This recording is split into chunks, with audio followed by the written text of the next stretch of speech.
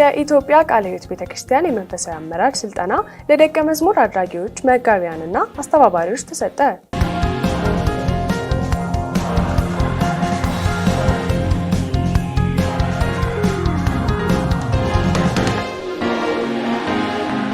ሰላም ውድ የሕይወት ቲቪ ተመልካቾቻችን፣ ከአባታችን ከእግዚአብሔር ከልጁ ከኢየሱስ ክርስቶስ ጸጋና ሰላም ለእናንተ ይሁን።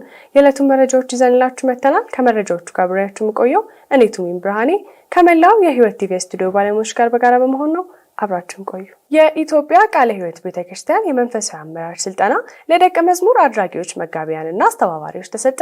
ባልደረባችን ሮማን ከሊል ተጨማሪ አላት። ከግንቦት ቀን 11 እስከ 14 2017 ዓ.ም ድረስ በኢትዮጵያ ቃለ ሕይወት ቤተክርስቲያን በደቀ መዝሙርነትና የቤተክርስቲያን ትምህርት መምሪያ አዘጋጅነት የመንፈሳዊ አመራር ስልጠና በአዲስ አበባ ኢትዮ ሆቴል ቁጥር 2 ተደርጓል። የስልጠናውም ትኩረት ከእግዚአብሔር ለተቀበልነው ተልእኮ ስኬት አንድነት እጅግ አስፈላጊ መሰረት ነው የሚል ሲሆን ሁሉም አማኝ በእያንዳንዱ ቀን በሁሉም ስፍራ በጋራ በመቆም በተልእኮ ትግበራ ስኬታማ መሆን ይችላል የሚልም ነበር። ከእግዚአብሔር የተቀበልነውን ተልእኮ ሰዎች ሁሉ ለክርስቶስ የተሰጡ ተከታዮች ወይም ደቀ መዝሙር ማድረግ ነው። ደቀ መዝሙር በመሆንና በማድረግ ሂደት ፍሬያማ ለመሆን ጤናማ ግንኙነት ወደ ላይ ከእግዚአብሔር ጋር የአማኞች እርስ በእርስ ህብረትና በክርስቶስ ላላመኑ ሰዎች ፍቅርን የማሳየት አስፈላጊነት በስልጠናው ትኩረት ተሰጥቶበታል። እንዲሁም ምዕመናን በአነስተኛ ህብረት በማደራጀት ተልእኮ ተኮር ደቀ መዝሙራዊ ማህበራዊ በመገንባት ብዙ ደቀ መዝሙር ማድረግ እንዲሁም ምዕመናን በአነስተኛ ህብረት የሚደራጁበትን ተልእኮ ተኮር ደቀ መዝሙራ ማህበራዊ በመገንባት ብዙ ደቀ መዝሙር አድራጊ መሪዎችን ማባዛት ላይም በስልጠናው አጽንዖት ተሰጥቶበታል። በተጨማሪም ደቀ መዝሙር በመሆን ለማድረግ ቤተሰብ መሰረት ስለሆነ ተልእኮ ተኮር ቤተሰብን ግንባታ ላይም በትኩረት መስራት እንዳለበት የስልጠናው ዋና አጀንዳ እንደነበረም ተገልጿል። አሰልጣኞቹ ከኢትዮጵያ ቃለ ሕይወት ቤተክርስቲያን ጋር በአጋርነት የሚያገለግሉት መጋቢና ዶክተር እስኮትና ባለቤታቸው ሎሪ፣ ዶክተር ኖርብና ባለቤታቸው ጃኪ እንዲሁም መጋቢ ተስፋ የተሰማ ከአሜሪካን ሀገር መምጣት ያሰለጠኑ ናቸው። ስሜ ዶክተር ኖርብ ይባላል። ባለቤቴ ደግሞ ጃኪ ትባላለች። የመጋቢያን አመራር ተቋም ወይም PLI አገልጋዮች በመሆናችን እድለኞች ነን። በአሜሪካ እንደ አውሮፓውያን አቆጣጠር በ1997 ጥቂቶቻችን ከጌታ ጥሪ ሲደርሰን በውስጣችን የነበረው ጥያቄ አንዲት በጌታ ያለች ቤተክርስቲያን ወዳልዳኑት ነፍሳት ልትደርስ የምትችለው እንዴት ነው የሚል ነበር። የመጋቢያን አመራር ተቋም ወይም ፓስቶራል ሊደርሺፕ ኢንስቲትዩት የሚለውን ሐሳብ አፈለቀን። ከዚያም በኋላ መጋቢያንን ብቻ ሳይሆን ሚስቶቻቸውንም ጨምሮ በማሰልጠን ጌታን የማያውቁትን ወገኖች እንዴት መድረስ እንደሚችሉ ለማስተማር ወሰነን። ባለቤቴ ጃኪ ደግሞ ከአጋሮች ጋር ያለንን ግንኙነት ከማንቀሳቀስ አንጻር በመስራት ላይ ትገኛለች። እስቲ የጃኪን ሐሳብ እንስማ። We called it the partner program because of መርሃ ግብሩን የአጋሮቻችን ፕሮግራም ብለን የምንጠራበት ምክንያት የመጋቢያኑን ሚስቶች ከባሎቻቸው እኩል በማበረታታት በአገልግሎቱ ላይ ተሳታፊ ለማድረግ ስለምንሰራ ነው። አገልግሎቱ ለቤተ ክርስቲያን ብቻ ሳይሆን ለራሳቸውም ለጥንዶቹ አብሮነትና ለነፍሳት ጠቀሜታ ያለው ነው። for the Lord himself and for their own well-being and especially for their families. ከዚህም በኋላ እንደ አውሮፓውያን አቆጣጠር በ1999 ማስተማር ጀመርን። እኔና ጃኪ እስከ 2006 በዚያ አስተምረናል። በዚያን ጊዜ መጋቢያንን ሚስቶቻቸውን ጨምሮ 450 ያህሉ ካሰለጠንን በኋላ አገልግሎቱን ወደ ዓለም አቀፍ ደረጃ ለማሳደግ ተነጋገርን። ከዚያም በኋላ ወደ ደቡብ ኮሪያ፣ ወደ አፍሪካዊቷ ጋና፣ ሆንግ ኮንግ ልናሰፋው ችለናል። በ2006 ወደ ዓለም አቀፍ አገልግሎት ለማስፋት ጠይቀን ተሳክቶልናል። እንደ አውሮፓውያን አቆጣጠር በ2012 ከወዳጄ ከመጋቢ ዶክተር ስኮት ጋር ተነጋግረን ዓለም አቀፍ አገልግሎቱን ከቀጠልንበት በኋላ በ400 ጥንዶች የጀመርነው አገልግሎት እስከ 7000 ጥንዶች አድጓል። በአሁኑ ወቅት 10,000 የቤተክርስቲያን መሪዎች በPLI ውስጥ በመሰልጠን ላይ ይገኛሉ። በአሁኑ ወቅት ከቃለ ሕይወት ቤተክርስቲያን ጋር እየሰራን እንገኛለን። ይህ እድል ስለሰጠን እናመሰግናለን። ይህን እድል በማግኘታችን ኩራት ይሰማናል። እናመሰግናለን። Joyful to be here and thank you for giving us this opportunity to share. የስልጠናው ተሳታፊዎችም የቀጠና ደቀ መዝሙር አገልግሎት ስልጠና አስተባባሪዎች ከትዳር አጋሮቻቸው ጋር በመሆን ነው። ስልጠናው የኢትዮጵያ ቃለ ሕይወት ቤተክርስቲያን ከእግዚአብሔር የተቀበለችውን ራዕይና ተልእኮ ለመተግበር መንፈሳዊ መሪዎች ደቀ መዝሙር በማድረግ ማባዛት ላይ ያተኮረ ነው። ስልጠናው ከዛሬ 3 ዓመታት በፊት የመጀመሪያው ዓመት ስልጠና በኩሪፍቱ ቃለ ሕይወት ቤተክርስቲያን ማዕከል መጀመሩም ተነግሯል። በቀጣይ ዓመት ደግሞ የ4ኛ ዓመት ስልጠና የሚቀጥል መሆኑም ከመምሪያው ያገኘነው መረጃ ያመለክታል። መንፈሳዊ አመራር ስልጠና የግል ሕይወት በእግዚአብሔር ፍቃድ በመምራት የሚጀምር ሲሆን ቤተሰብ ደግሞ የመንፈሳዊ አመራር መሰረት ነው። በመሆኑም ባልና ሚስት በምሳሌ ሕይወታቸው ቤታቸው በእግዚአብሔር ፍቃድ እየመሩ እግዚአብሔርን የሚፈራ ትውልድን በማዘጋጀት ሚናቸውን መጫወት እንዳለባቸው በስልጠናው ወቅት ትኩረት የተሰጠበት አጀንዳ ነው። በስልጠናው ወቅትም የኢትዮጵያ ቃለ ሕይወት ቤተክርስቲያን ምክትል ዋና ጸሐፊ የሆኑት ዶክተር ወንድሙ አበበ በቦታው ላይ ተገኝተው የማበረታቻና የመዝጊያ መልእክት አስተላልፈው በስልጠናው ስኬት በትጋት ያገለገሉትን ሁሉ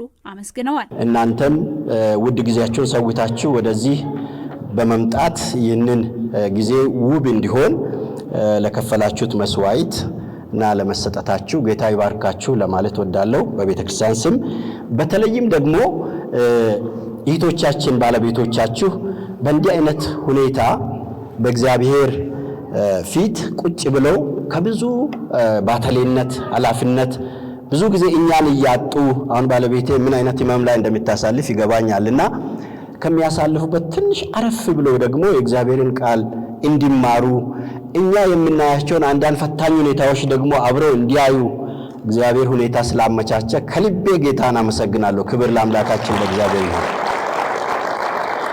ያን ካልኩኝ እዚህ ያሉ እንግዶችን እንደ ቤተክርስቲያን ሰሞኑንም እዚህ ያላችሁ የቤተክርስቲያን መሪዎች ስታመሰግኗቸው እንደቆያችሁ ምንም ጥርጥር የለኝም። እንዲሁም የስልጠናው ተሳታፊዎች ስልጠናውን እስከ አጥቢያ ድረስ በማውረድ ህዝቦች በመንፈሳዊ አመራር ማሳደግ እንዳለባቸው የደቀ መዝሙርነትና የቤተክርስቲያን ትምህርት መምሪያ የሆኑት የደቀ መዝሙርነትና የቤተክርስቲያን ትምህርት መምሪያ ኃላፊ የሆኑት መጋቢ አለማየሁ አንጁሎ አጽንኦት ተሰጥተው ተናግረዋል። በስልጠናው በአጥቢያ ደረጃ ከ17000 በላይ አጥቢያ ቤተክርስቲያናት መሪዎችና መጋቢያን ተጠቃሚ መሆናቸውንም ገልጸዋል። እግዚአብሔርን እጅግ አድርገን እናመሰግናለን። ፒኤልአይ ወይም የመጋቢያዊ አመራር ዓለም አቀፍ ተቋም ከቃለ ሕይወት ጋር አጋርነትን ከጀመረ ወደ 8 ዓመት ተቆጥሯል። ዓላማውም ተልእኮ ተኮር መሪዎችንና መጋቢያንን በማሰልጠን ቤተክርስቲያን የክርስቶስን ተልእኮ እንድትፈጽም ብዙ መሪዎችን ማባዛት በሚል ዓላማ ላይ የተመሰረተ ነው። ከቅርብ ጊዜ ደግሞ ከኢትዮጵያ ቃለ ሕይወት ቤተክርስቲያን ስልታዊ እቅድ ጋር በተያያዘ ሁኔታ በወንጌል ብዙዎችን ደርሰን ብዙ አጥቢያዎችን ለመትከል በታቀደው መሰረት አጋዥ ሆኖ መሪዎችን በማሰልጠን ላይ ይገኛል። የዛሬ 3 ዓመት በፊት ነው የመጀመሪያውን መንፈሳዊ አመራር በሚል ርዕስ ስልጠና የጀመርነው። ሁለተኛው ዓመት ላይ ለተልእኮ ስኬት ለውጥን መምራት በሚል ርዕስ ላይ ያተኮረ ስልጠና አድርገናል። አሁን ታች ወደ 17000 የሚጠጉ መሪዎችን በማሰልጠን ሶስተኛው ዙር ደግሞ ለእግዚአብሔር ለሰጠን ተልእኮ ስኬት አንድነት እጅግ አስፈላጊና መሰረት እንደሆነ በመንፈሳዊ አንድነት ላይ በቤተክርስቲያን አንድነት ላይ ያተኮረ ስልጠና እየተሰጠ ይገኛል። ስለዚህ ሁሉም አማኝ በሁሉም ስፍራ በሁሉም ቀን ለተልእኮ ስኬት በጋራ መቆም በሚል ነው። አሁን ባለንበት ዘመን አንድነትን የሚፈታተኑ ብዙ ተግዳሮቶች ባሉበት ጊዜ እግዚአብሔር ይህን የመሰለ ትልቅ ተልእኮ ላይ እንድናተኩር የሚያደርግ ስልጠና ለቤተክርስቲያናችንም አልፎም በኢትዮጵያ ላሉ ወንጌላውያን አብያተ ክርስቲያናትም ጭምር ነው ያመጣው። ስለዚህ ጥቅሙም የጎላ ነው። ዛሬ እግዚአብሔር በተለይም በቤተክርስቲያን አንድነት ላይ ትኩረት አድርገን ለተልእኮ ስኬታማ እንድንሆን እየሞገተን እየተናገረን ነው ያለው። ይሄን እዚህ የሰለጠኑት ሁሉ ወደ ታች ሄደው ሌሎችን መሪዎች በማሰልጠን ቤተክርስቲያን ከክርስቶስ የተሰጣትን ተልእኮ እንድትፈጽም የተልእኮ መሪዎች ክርስቶስና ተልእኮ የሚመራቸው እንዲሆኑ አደራ እንላለን። እግዚአብሔርን ስለዚህ ስልጠና እናመሰግናለን። ከታች የመጡትን መሪዎች ሁሉ እናመሰግናለን። ይሄንን በዓለም አቀፍ ደረጃ ላይ አዘጋጅቶ ከቤተ ክርስቲያናችን ጋር አጋር ሆኖ የሚሰሩትን ሁሉ እግዚአብሔር ይባርካችሁ ማለት እንፈልጋለን። ስሜ ዳዊት ተሬሳ ነው የሚባለው። በኢትዮጵያ ቃለ ሕይወት ቤተክርስቲያን የጸሎት ቤተሰብና ጋብቻ ክፍል ነው የማገለግለውና በዚህ ስልጠና ያለፉትን 3 ዓመታትን ስንከታተል ቆይተናል። በተለይ በዚህ በ3ኛው ዓመት ተልእኮን ከግብ ለማድረስ እግዚአብሔር ለቤተክርስቲያን የሰጠውን ተልእኮ ከግብ ለማድረስ የአንድነት ሚና ምን ያህል አስፈላጊ ወሳኝ እንደሆነ የሚያሳይ በጣም ጠቃሚ የሆነ ትምህርት ነው ያገኘ ነው። ከዚህ አንጻር በቤተክርስቲያናችን አንድነትን እንደገና የቤተሰብን የቤተክርስቲያንን ምናልባት የአገልግሎት ዘርፎችን መዋቅሮችን ሁሉ አንድነት በማስተሳሰር ተልእኳችን ከግብ ለማድረስ እያንዳንዳችን መትጋት እንደሚገባን ይህንን ደግሞ ለማድረግ ከቤታችን በመጀመር ከቤተሰባችን በመጀመር በአጥቢያ ቤተክርስቲያናችን በአሁኑ ወቅት አንድነት መቀባበል በቤተክርስቲያን ፍቅር እየቀዘቀዘ ያለበትና እርስ በርስ የአማኞች አንድነት እየተሸረሸረ ያለበት በዚህ ምክንያት ደግሞ ምሳሌ መሆን ሲገባን ላላመነው ማህበረሰብ ያን ምሳሌነታችንን አተናልና ከዚህ አንጻር ከቤተሰባችንና ከአጥቢያችን በመጀመር ስራ መስራት እንደሚገባን እኔም በቤተሰቤና በአጥቢያ ቤተክርስቲያኔ በማገኘው የአገልግሎት መስክ ሁሉ ይህንን አንድነት ለማጠናከር መስራት እንደሚገባን በጣም ጠቃሚ የሆነ ግብአት ትምህርት ግንዛቤ ያገኘሁበት ነው። ስለዚህ በዚህ ትልቅ አስተዋጽኦ ያበረከቱትን ሁሉ በዚሁ አጋጣሚ ዋና ጽሕፈት ቤታችንና ከኛ ጋር ሲሰሩ የነበሩትን አጋሮችን ሁሉ እግዚአብሔር ይባርካቸው ማለት ፈልጋለሁ። አሰልጣኞቹም መጋቢና ዶክተር እስኮትና ባለቤታቸው ሉሪ ዶክተር ኖርብ መጋቢ ተስፋዬ ተሰማ በመርሃ ግብሩ ላይ የነበራቸውን ቆይታ እንደሚከተለው ለዝግጅት ክፍላችን ገልጸዋል። Hi, my name is Dr. Scott Rishi and I am the Director of Training. ስሜ መጋቢ ዶክተር ስኮት ይባላል። የዚህ የመጋቢያን አመራር ስልጠና ዳይሬክተር ሆኜ ያገለግላለሁ። ከዚህ ቤተክርስቲያን ጋር መስራታችንና በአገሪቱ ዙሪያ በርካቶች ሌሎች ሰዎችን ማሰልጠን መቻላችን ትልቅ እድል ነው። አብዛኛውን ጊዜ የዚህ የመጋቢያን አመራር ተቋም ወይም PLI ዓላማ ምን እንደሆነ መግለጽ አስፈላጊ እንደሆነ ይሰማኛል። እኛ በተቋም ደረጃ እዚህ ጋር ያለነው ለምንድን ነው? የእግዚአብሔር ዓላማ ሁሉም ሰው ከእርሱ ጋር ታርቆ መልካም የሆነ ግንኙነት መመስረት ይችል ዘንድ ነው። ይህንን ማድረግ ይቻል ዘንድ ደግሞ እግዚአብሔር ቤተክርስቲያንን አስነስቷል። ያቺ ቤተክርስቲያን ደግሞ ይህንን ተልእኳን በተገቢ ሁኔታ መወጣት ትችል ዘንድ ብቃት ያስፈልጋታል። የዚች ቤተክርስቲያን መሪዎች ደግሞ ስልጠናና ማበረታቻ ያስፈልጋቸዋል። የእግዚአብሔር ሕዝቦች በጋራ እየሰሩ ይህንን ተልእኮ እንዲያሳኩ መምራትና ማስተባበር የእነዚህ መሪዎች ኃላፊነት ነው። PLI እዚህ ጋር ያለው መሪዎችን ለማበረታታት፣ ለማሰልጠን እናም ለማብቃት ነው። እነዚህ መሪዎች በሁሉም የእግዚአብሔር ሕዝቦች ላይ በጎ ተጽዕኖ እንዲኖራቸው እና ሕዝቡም ተባብሮ ለተልእኮ ስኬት እንዲሰሩ PLI እገዛ ያደርጋል። እነዚህ መሪዎች ይህን ስልጠና ተከታትለው ከጨረሱ በኋላ በተሻለ የብቃት ደረጃና አቅም እንዲያገለግሉ ተስፋ እናደርጋለን። ነፍሳት ኢየሱስ ክርስቶስን በሚገባ እንዲያውቁት እነዚህ ጥንዶች በጋራ ይሰራሉ።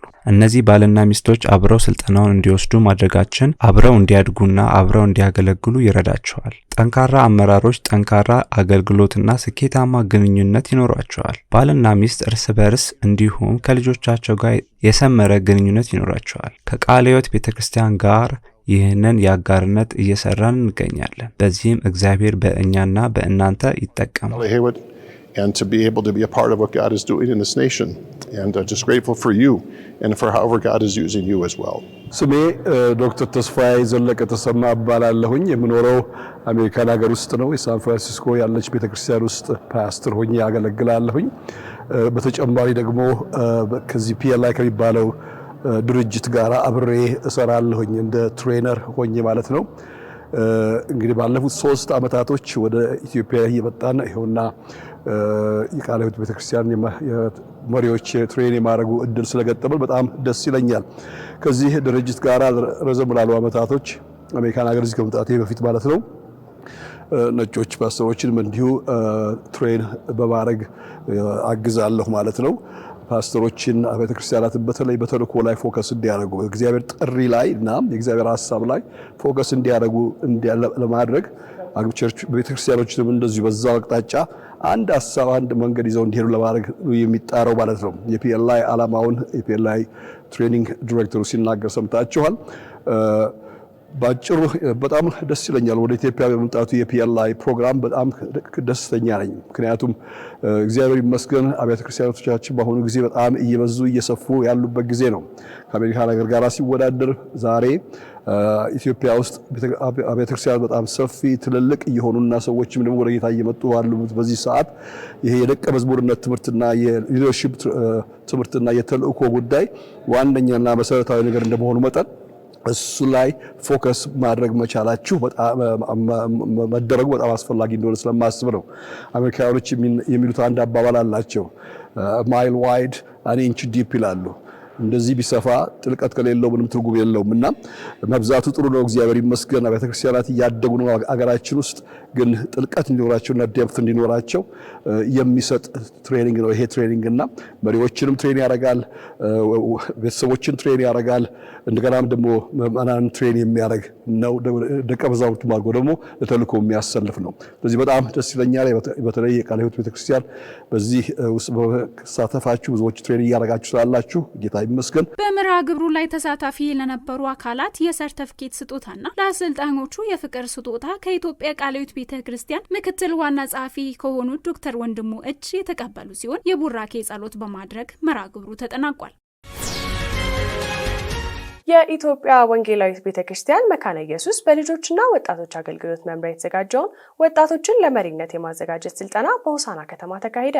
የኢትዮጵያ ወንጌላዊት ቤተክርስቲያን መካነ ኢየሱስ በልጆችና ወጣቶች አገልግሎት መምሪያ የተዘጋጀውን ወጣቶችን ለመሪነት የማዘጋጀት ስልጠና በሆሳና ከተማ ተካሂዷል። ስልጠናው ወጣቶችን በሁለንተናዊ መልኩ በማብቃት ለመሪነት ማዘጋጀት በሚል ሀሳብ የተዘጋጀ ሲሆን በማዕከላዊ ደቡብ አካባቢ ያሉትን 3 ሲኖዶሶችን ማለትም ማዕከላዊ ደቡብ ሲኖዶስ፣ አምበርቾ ብላቴ ሲኖዶስ እና ምዕራብ ጊቤ ሲኖዶስ መሪዎችና ወጣቶችን ያሳተፈ ነበር። ከስልጠናው ባሻገር ወጣቶችን ለመሪነት በማዘጋጀት ሂደት ላይ ሰፊ የምክክር ጊዜ የተደረገ ሲሆን ለተሳታፊዎች በሙሉ ለቤተክርስቲያን ሁለንተናዊ አገልግሎት የሚጠቅሙ መጽሐፍቶችን ተሰጥቷል። የቤተክርስቲያኒቱ የልጆችና ወጣቶች አገልግሎት መምሪያ ዳይሬክተር ወንድማገኙ ዴሳ ወጣቶችን ለመሪነት የማዘጋጀት ስልጠና ወጣቶችን በሁለንተናዊ መልኩ በመቅረጽ በሁሉም የቤተክርስቲያኒቱ መዋቅሮች ለመሪነትና ለአገልግሎት ማዘጋጀት ላይ ትኩረት ያደረገ በሌሎች የቤተክርስቲያኒቱ ሲኖዶሶችም እስከ 2027 እንደ አውሮፓውያን አቆጣጠር የሚቀጥል መሆኑን ገልጸው ለስልጠናው ስኬት ድጋፍ ያደረጉ ተቋማትን በሙሉ አመስግነዋል። መረጃውን ከቤተክርስቲያኒቱ ማህበራዊ ድረገጽ አገኘ ነው። ውድ ተመልካቾቻችን አሁን ደግሞ ከውጭ ወዳገኘናቸው መረጃዎች እናልፋለን። የፓኪስታን ፓርላማ ያለ ዕድሜ ጋብቻን የሚቆጣጠር ሕግ አጸደቀ። ባልደረባችን ሮማን ከሊል ተጨማሪ አላት። የፓኪስታን ፓርላማ ባለፈው ሰኞ ያለ ዕድሜ ጋብቻን የሚቆጣጠር ሕግ ማጽደቁን በብዙዎች ዘንድ አድናቆትን አትርፎለታል። የፓኪስታን ህዝቦች ፓርቲ ወይም ፓኪስታን ፒፕል ፓርቲ ሊቀመንበር የሆኑት ሚስስ ሻርሚላ ፋሩቂ በተለይ ለክርስቲያን ፖስት እንደተናገሩት ፓርላማው የሁለት ጾታዎችን ትንሽ የጋብቻ ዕድሜ 18 ዓመት እንዲሆን ስምምነት ላይ ተደርሷል ብለዋል። ሊቀመንበሩ አያይዘውም ይህ ሕግ በሀገር ደረጃ በፓርላማ ከመጽደቁ አንድ ሳምንት አስቀድሞ ለሀገሪቱ ብሔራዊ ሸንጎ ቀርቦ ተቀባይነት ማግኘቱንም ገልጸዋል። በሴኔቱም ሆነ በሌሎች የመንግስት ፖለቲካ መዋቅሮች ደረጃ ያለ አንዳች ተቃውሞ በሙሉ ድምጽ ተቀባይነት አግኝቶ የጸደቀው ሕጉ ያለምንም ቅድመ ሁኔታ ወደ አፈጻጸም እንደሚገባም አቅጣጫ መቀመጡ ባለስልጣናቱ አስታውቀዋል። ሀገሪቱ ኢስላሚክ ሪፐብሊካን እንደመሆኗ ጉዳዩ የቀረበለትን የእስላማዊ ጉዳዮች ምክር ቤትም መጠነ ሰፊ ውይይትና ክርክር ካደረገ በኋላ በአብላጫ ድምጽ የፓርላማውን ውሳኔ መደገፉን አስታውቋል። በሀገሪቱ ውስጥ የሚገኙ የሰብአዊ መብት ተሟጋች ተቋማት ጉዳዩ የፓኪስታን ከኋላ ቀርና ዘመኑ ከማይመጥን ብሔራዊ አስተሳሰብ የማይላቀቅ እንደሆነ በመግለጽ ውሳኔውን አሞካሽተውታል። በህፃናት ላይ የሚደረግ ያለ ዕድሜ ጋብቻ በባህልም ሆነ በሃይማኖት ረገድ ተቀባይነት እንደሌለው ገልጾ ዘገባውን ያስነበበው ክርስቲያን ፖስት ነው።